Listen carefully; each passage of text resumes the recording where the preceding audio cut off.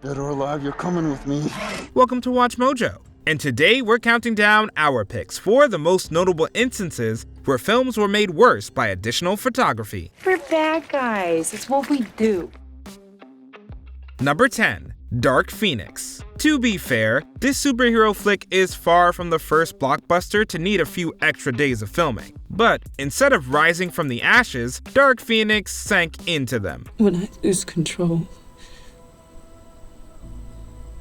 things happen, bad things. What started as a routine 2 weeks of pickups became an extensive 3-month process that completely reworked the third act. So, after all that blood, sweat, and tears, what did they have to show for it? One of the biggest bombs of the entire X-Men franchise, that's what. The shoehorn climax made the messy film even harder to follow, not to mention the lackluster special effects. In the end, the only thing these reshoots accomplished was making Dark Phoenix an even costlier embarrassment. I don't know who I am. Yes, you do. You're the girl who everyone abandons. Number 9. Hellraiser Bloodline. Ironically, the only things raising hell in this horror flick were the distributors. What the hell is this? The remnants of a most unsatisfying victim. Still, you're here to change all that, aren't you? Despite having reservations on the script, the studio waited until Hellraiser Bloodline had completed production to voice their concerns. And cue the reshoots. Although, calling them reshoots is pretty generous, considering it was all completely new material. Things seem to have changed. Hell is more ordered since your time, Princess. And much less amusing. The original 2-hour cut was spliced, rearranged, and butchered into an 85-minute snooze fest. As if to prove it, the original director swore off the final cut and went credited under a pseudonym. There's no way of knowing if the first edit was any good, but it couldn't have been any worse than the movie we got. No more games. Number 8. Nightbreed. It's painfully apparent that 20th Century Fox had no idea what to do with Nightbreed. He's not Nightbreed. He's natural. They let writer-director Clive Barker make an unapologetically weird monster movie, and then immediately backtracked when they saw the final cut. Their big solution? Add more exposition, and a lot of it. You took his body, didn't you? To make room, they had to trim nearly an hour from Barker's original edit, turning the movie into an uneven mishmash of ideas. Too safe to stand out, yet too quirky to sell tickets, Nightbreed failed to impress anyone in theaters. Thankfully, this horror story has a happy ending. Barker reassembled his work into a massively popular director's cut, giving Nightbreed the legacy it's always deserved. He hasn't saved us. He's destroyed us. Number 7. RoboCop. Don't get too excited. This 2014 remake is pretty much RoboCop in name alone. Nah, Daniels. Bad cop, RoboCop. While it definitely has glimmers of the bloodstained action fans know and love, that's clearly not the movie the studio wanted to make. No, they wanted their murderous Cybertronic heroes to be family-friendly. It went about as well as you'd expect. The clashing visions forced a series of revisions that watered down everything that makes RoboCop, RoboCop. It's maddening to see it unfold on screen. If the studio had just stuck to their guns, this remake could have been genuinely great. Instead, the distributors were saddled with a box office dud that killed a planned trilogy before it ever really started. Dead or alive, you're coming with me. Number 6. Cursed. Despite the name, Cursed was anything but during filming. The script was done, the makeup was next level, and everyone was happy with the shot footage. Well, everyone except distributor Miramax. With just 6 days of filming left to go, they put Cursed through a massive creative overhaul. Oh, you are asking for it, Abercrombie? Oh, come on. Oh, you're really becoming transparent.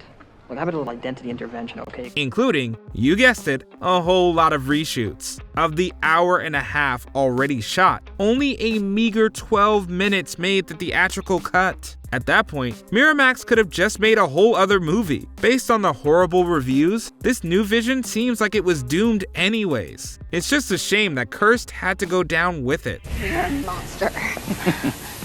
Join the club.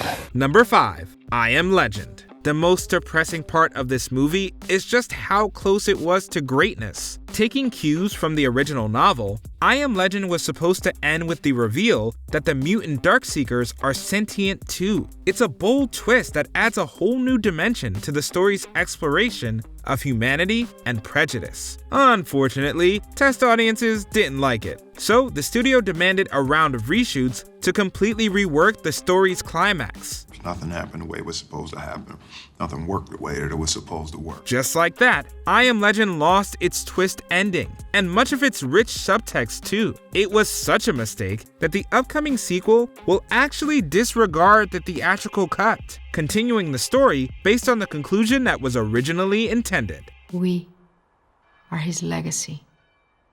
This is his legend. Number 4. Suicide Squad. Supervillains or not, Harley Quinn, Deadshot, and the others were not the biggest threats here. No, that belongs to distributor Warner Brothers. In an attempt to make the movie more quote-unquote lighthearted, they insisted Suicide Squad go through a metric ton of additional photography. And boy, does it show. You know what they say about the crazy ones? Rather than ironing out the movie's kinks, these muddled addendums turned Suicide Squad into an incomprehensible train wreck. In fact, the theatrical cut is such a mess of tones and characters that you can practically see where the first edit ends and the reshoots begin. Given Suicide Squad's toxic reviews, it's clear that Warner Brothers should have just left good enough alone. We're bad guys. It's what we do. Number 3. Solo, a Star Wars story. Most of the time, creative differences are worked out before cameras start rolling, but not with Solo. I'll tell you what happened.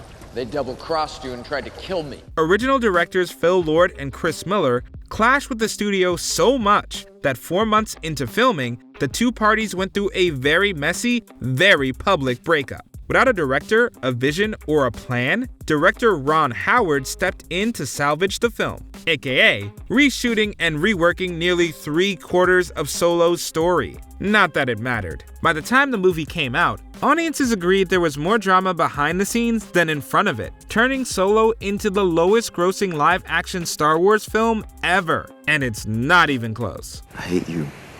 I know. Number 2. Fantastic Four. Put aside the reshoots. It's amazing this movie finished filming in the first place. We want to support you, Franklin, but you put a lot of faith in these kids. I put all my faith in them. Allegedly, director Josh Trank wanted a much darker superhero tale than 20th Century Fox was comfortable with. Their opposing views continued well into production until, finally, it all boiled over. Trank never did get to finish his cut of the movie. Actually, he never even got a vote on the final edit. Fed up with the feuding, 20th Century Fox went over Trank's head to get the reshoots they wanted. But their meddling only turned things from bad to worse. Without any coherent vision to pull it all together, 2015's Fantastic Four is rightfully considered one of the worst superhero movies ever made. There is only doom. Before we continue, be sure to subscribe to our channel and ring the bell to get notified about our latest videos. You have the option to be notified for occasional videos or all of them. If you're on your phone, make sure you go into your settings and switch on notifications. Number 1. Justice League. Where are the heroes when you need them? You're letting him kill Martha. In 2016, Warner Brothers got major cold feet about the direction of Zack Snyder's DC universe. Part of their course correction included hiring Joss Whedon to spruce up the in-production Justice League. He reshot key scenes, injected a ton of misplaced humor, and turned in a Frankenstein edit that no one wanted to see. But in 2021, Snyder vindicated his fans by releasing his own edit of Justice League. While not a total slam dunk, Snyder's cut is almost universally considered to be the superior version. 6 chairs, right there. But room for more. If Warner Brothers had realized that a few years sooner, they could have saved their movie, their brand, and their wallets, all in one. You really are out of your mind. What movie do you want to see a director's cut of? Let us know in the comments below. Oh, no tears, please. It's a waste of good suffering. Did you enjoy this video? Check out these other clips from WatchMojo, and be sure to subscribe and ring the bell to be notified about our latest videos.